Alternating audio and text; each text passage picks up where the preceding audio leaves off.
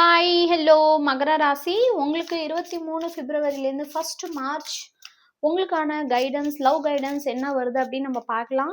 So இந்த எனர்ஜியோட connect பண்ணுறதுக்கு, எனர்ஜியோட கனெக்ட் பண்ணுறதுக்கு சப்ஸ்கிரைப் பண்ணுங்க, ஃபாலோ பண்ணுங்க. இது only for my cute family, tarot guide Tamil family.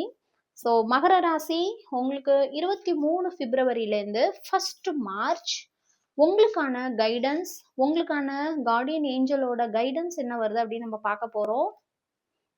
Okay, angel of past lives, beautiful.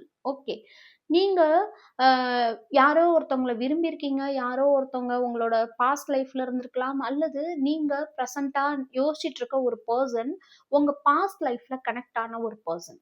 Okay, நீங்க வேணா நினைக்கலாம் நான் இந்த ஜென்மத்துல தான் பார்த்தேன்னு. பட் மேபி நீங்க அவங்கள பார்க்கும்போது உங்களுக்கு உள்ள ஃபீல் ஆயிருக்கலாம் அவங்க உங்களோட பாஸ்ட் லைஃப்ல கனெக்ட் ஆன ஒரு பர்சன். ஸோ நீங்க அவங்களோட சேரணும்னு ரொம்பவுமே மனிஃபெஸ்டேஷன் பண்ணிட்டு இருக்கீங்க, ரொம்பவுமே ஏஞ்சல்ஸ் எல்லாத்தையும் ப்ரேயர் பண்ணிட்டு இருக்கீங்க, டிவைன் கிட்ட ப்ரேயர் பண்ணிட்டு இருக்கீங்க. மேபி அந்த விஷயம் உங்களுக்கு நடக்கிறதுக்கான நிறைய வாய்ப்பு இருக்கு. ரொம்ப பாசிட்டிவ் எனர்ஜி உங்களுக்கு கிடைக்கிறதுக்கான வாய்ப்பு இருக்கு. அது மட்டும் இல்லாம நீங்க இத்தனை நாள் பட்ட கஷ்டங்கள் எல்லாமே போன ஜென்மத்தோட தொடர்பு உள்ளது. அதனால அந்த விஷயங்கள் கொஞ்சம் கொஞ்சமாக மறைஞ்சு உங்களுக்கு ரொம்ப பாசிட்டிவான விஷயங்கள் நடக்க போகுது. உங்க மனசு அமைதியாக போகுது. உங்களோட டைமிங் நெருங்கிட்டு இருக்கு. அதே மாதிரி நிறைய பேர் உங்களுக்கு ஹெல்ப் பண்ண ரெடி ஆயிட்டு இருக்காங்க.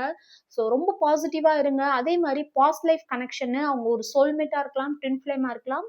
ஸோ உங்களுக்கு அவங்களோட ஒரு பியூட்டிஃபுல்லான லவ் லைஃப் திரும்பவும் ஸ்டார்ட் ஆகிறதுக்கான, ரீகனெக்ட் ஆகிறதுக்காக, ரீகன்சிலேஷன் ஆகிறதுக்கான நிறைய வாய்ப்பு இருக்கு. ஸோ கொஞ்சம் ஈகோ அதெல்லாம் ஒதுக்கி வச்சுட்டு கொஞ்சம் அவங்களோட பேச ஆரம்பிங்க. பிகாஸ் இது சோல்மேட் கனெக்ஷன். ஸோ ரொம்ப பியூட்டிஃபுல்லான எனர்ஜி மகர ராசி, கிளைம் பண்ணுங்க.